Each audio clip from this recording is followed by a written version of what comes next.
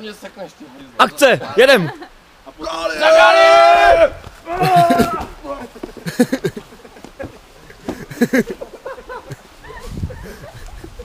Vrátí se kladivo!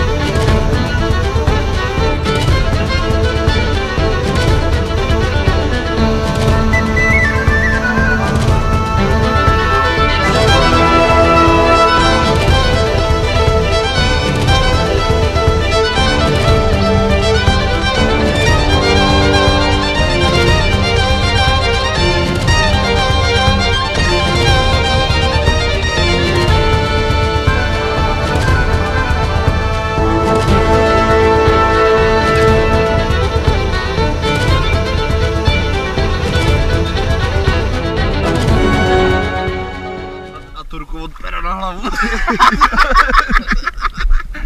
To je blbé, co? Co je?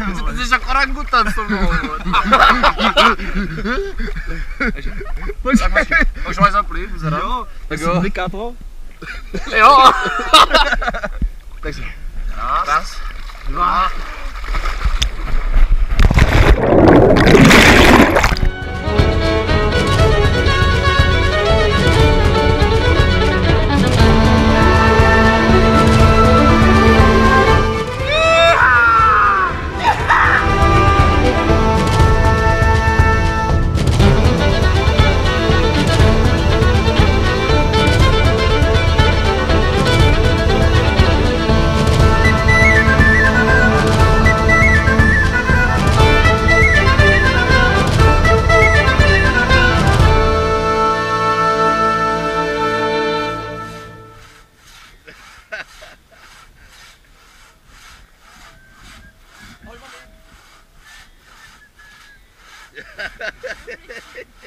Já bez ruk.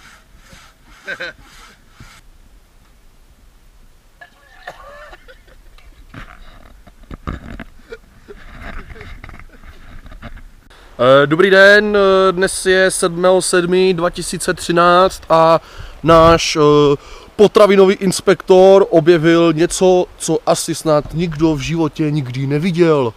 Je to opravdu zaujímavé a jako potravinový inspektor vám to musím ukázat, protože to je jako, tohle jako, to je úplně hrozný, jako jo, když se to víte co, no je to odporný.